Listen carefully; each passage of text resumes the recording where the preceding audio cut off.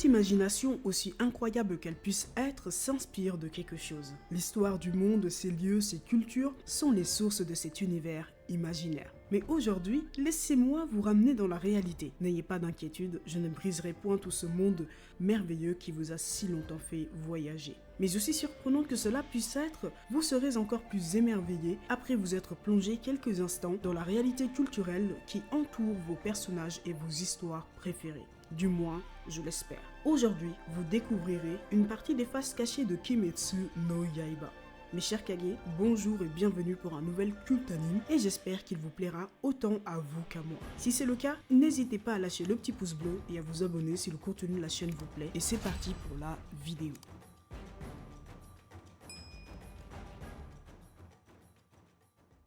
Avant de nous plonger dans le folklore ayant inspiré Kimetsu no Yaiba, voici une petite introduction générale et rapide sur la mythologie japonaise. Pour commencer, yokai est un terme générique désignant l'ensemble des créatures et phénomènes surnaturels connus au Japon. Dans les temps anciens, lorsqu'il y avait des maladies ou des catastrophes naturelles que les personnes n'arrivaient pas à expliquer, ils leur donnaient tout simplement un nom, celui-ci devenant donc un yokai. Ce terme vient sûrement d'une de leurs croyances, le shintoïsme, signifiant la voix des dieux et considérant que toute chose peut incarner un esprit car celle-ci possède une âme en elle. Yokai est composé de deux kanji pouvant se lire également Ayashi, signifiant suspect et douteux.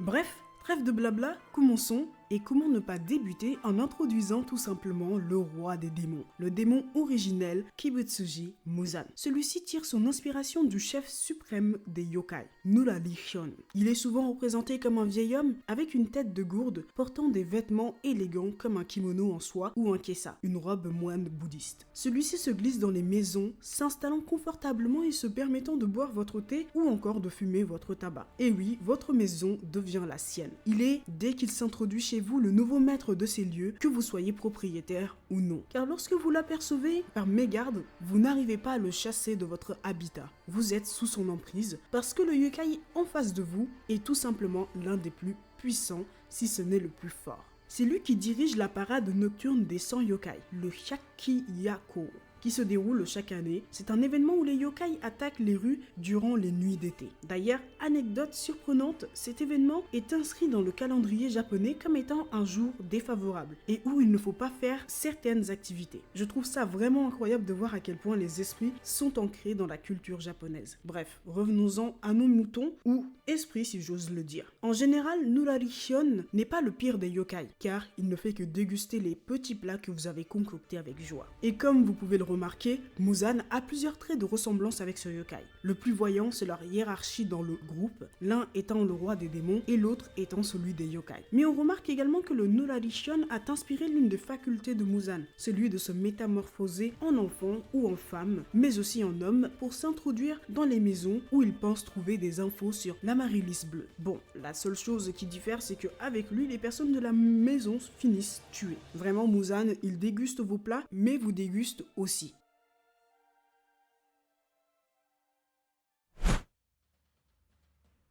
Susamaru apparaît dans l'épisode 8, 9 et 10 de Kimetsu no Yaiba, avec un autre démon du nom de Yahaba. D'ailleurs, avant de parler d'elle, fait assez drôle entre les deux, ils se sont rencontrés par hasard sur la route et se sont bien entendus dès le départ. Ils ont donc décidé de faire leur mission ensemble, c'est-à-dire tuer Nezuko et Tanjiro. Après, chacun son travail comme on dit. Susamaru tire son influence d'un démon guerrier de la cosmologie bouddhiste, Ashura ou Asura. Ce sont de puissants dieux démoniaques composés de 6 bras et 3 têtes. Oui, rien que ça. Leurs passions premières sont le combat et la destruction. Certains sont des dieux et d'autres des démons, mais ils ont plusieurs points communs. Tous sont dotés d'un énorme ego, ils veulent être les meilleurs à tout prix et seule la violence est leur mode d'expression. Ces yokai vivent dans l'un des royaumes célestes, l'Ashurado. Ils vivent de plaisir, mais leur passion, c'est-à-dire la colère, la fierté, l'avidité et la violence prennent le dessus, les contraignant donc à ne jamais trouver la paix. Il symbolise la jalousie, car se réincarner en Ashura, c'est se rappeler sans cesse qu'il aurait mieux fait bon de vivre en se réincarnant dans le royaume du ciel ou dans celui des hommes, plutôt que dans l'Ashurado. Pour que vous puissiez bien comprendre, voici synthétiquement le fonctionnement de la vie après la mort dans le bouddhisme japonais.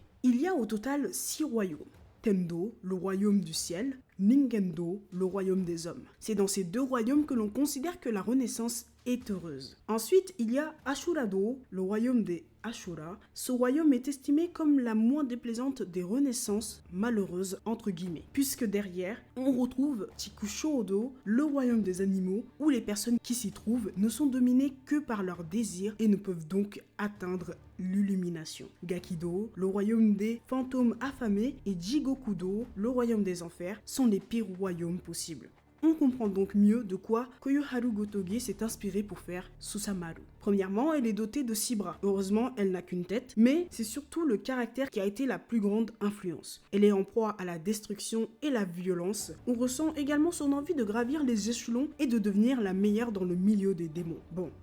La pauvre, son rêve a duré 15 minutes, se faisant tuer par la malédiction de Muzan. J'ai envie de vous dire tout simplement que c'est le karma. Si on reste du côté bouddhiste, bien évidemment, c'est sans mauvais jeu de mots.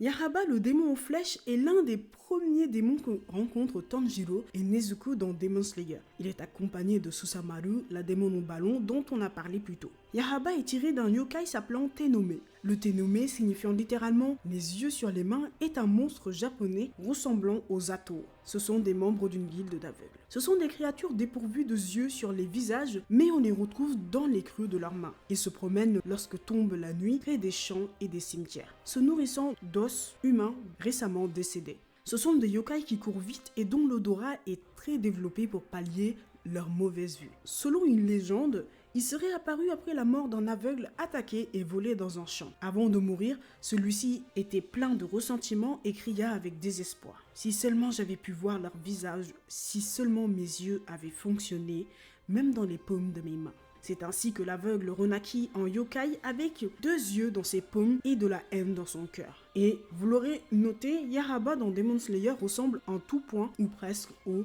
Tenome. C'est un démon voulant faire souffrir ses proies et dont la vitesse de ses flèches peut être associée à la rapidité d'un Tenome dans le folklore japonais.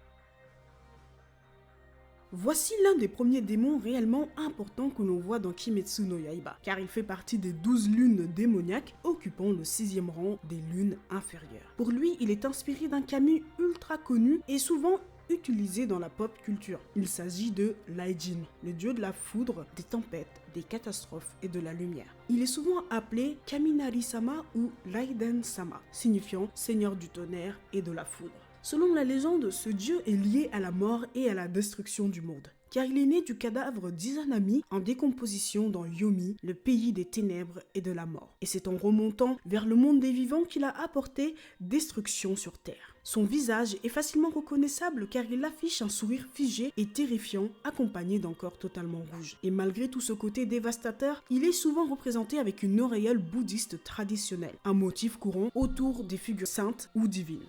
Il apparaît également avec des tambours, avec lesquels il créait le tonnerre grâce à ses marteaux et est souvent vu avec 3 doigts, représentant chacun le passé, le présent et le futur. Ce kami est souvent accompagné de Fujin, le dieu du vent, avec lequel il a une énorme rivalité pour avoir le contrôle du ciel. Et là, je sais que certains se disent qu'ils le connaissent sûrement, c'est tout à fait normal, c'est eux qui ont inspiré Fulgurus et Boreas dans Pokémon, mais qui ont également donné la rivalité entre Sasuke utilisant la foudre et Naruto utilisant le vent. Dans Demon Slayer, c'est Kyugai qui tire son influence du kami de la foudre. Il est représenté avec plusieurs tambours, lui donnant la capacité de mouvoir la pièce dans laquelle il se trouve.